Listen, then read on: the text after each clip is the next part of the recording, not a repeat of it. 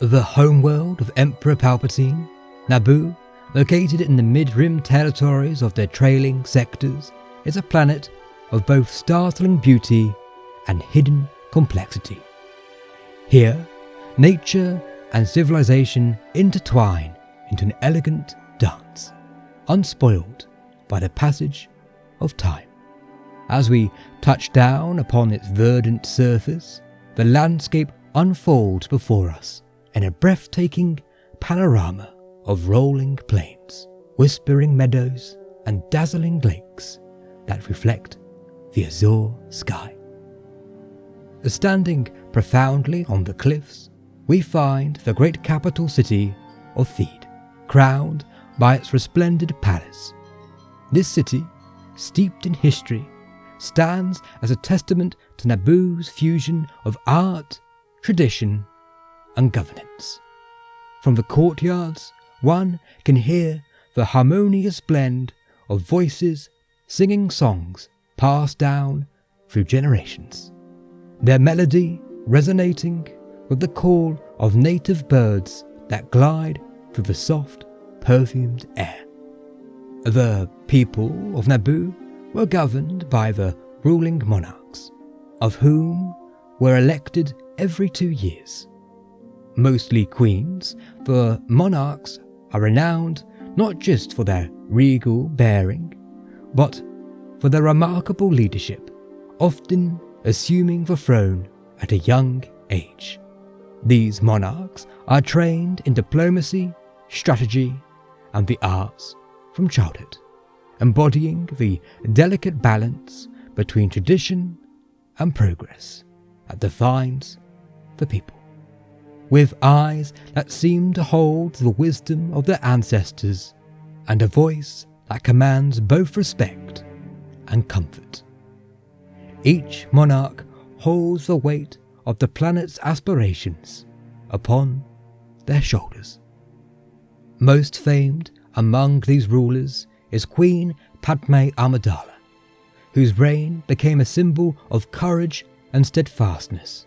Clad in elaborate gowns that shimmered like the waters of the Salou River and ornate headdresses that mirrored the architecture of Theed, Amidala represented more than just a ruler. She was a beacon of hope in turbulent times. Her reign was marked by both compassion and resolve. And later, as a senator, she navigated through some of the most politically tumultuous periods in the galaxy's history, confronting the growing shadows of war with unyielding resolve. The monarchs are supported by a council of wise advisors and ministers, each bringing their expertise to bear on matters ranging from architecture to planetary defense. The royal palace where the monarch resides is more than a home. It is a symbol of Naboo's heart. With its gleaming spires and flowing fountains, it captures the elegance and sophistication that every ruler strives to uphold. Here, treaties are signed, strategies are woven, and the future of Naboo is shaped in chambers adorned with murals depicting centuries of prosperity and struggle.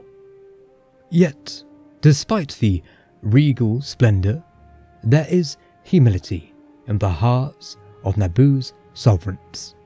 It is said that each monarch takes a silent vow on their coronation day, a promise whispered only to the winds that carry it across the plains, to serve not just as a ruler, but a guardian of peace, protector of the balance, and voice for both human and Gungan alike.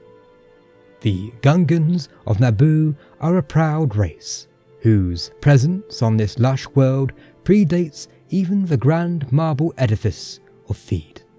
With their webbed hands and elongated, flexible limbs, Gungans are perfectly adapted to the watery depths and marshy expanses that stretch across Naboo's surface. Their appearance, with large expressive eyes, perched atop long, sinuous stalks, give them a wide field of vision, essential for navigating their swamps and shadowy dappled waterways they call home. Their underwater capital, also Gungan, shimmers like a bioluminescent pearl beneath the waves, suspended in an intricate lattice of organic domes that pulse with an otherworldly glow. One cannot speak of the Gungans without acknowledging their complex relationship with the Naboo humans. The Gungans had been the natives of this planet long before the first human colonists migrated here, and for generations a wary distance has separated the two civilizations, each inhabiting different realms of the same world, one in the rolling plains and cities above, the other beneath the rippling surface of the lakes. But, as history would show, it was in the moments of great peril that their destinies intertwined.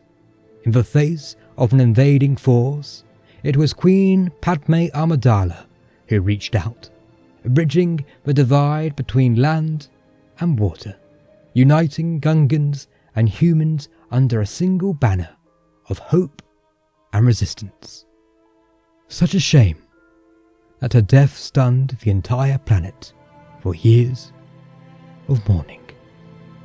Now, during the reign of the Galactic Empire, Naboo takes a more somber approach to its traditions. Its monarchs now only a title of symbolism, with the true position of governance firmly in the hands of the sector's moth. The cityscape of Theed maintains their splendour, but an air of quiet tension has seeped into the streets and plazas. The once lively discussions and public gatherings that had once defined Naboo's democratic spirit had dwindled as the Empire's propaganda machine painted a picture of unwavering loyalty. Iconography of Emperor Palpatine, once merely statues of a favoured senator, now loom with an ominous presence, reminders that the watchful eyes of the Empire are ever present. But as I have said before, all eyes blink.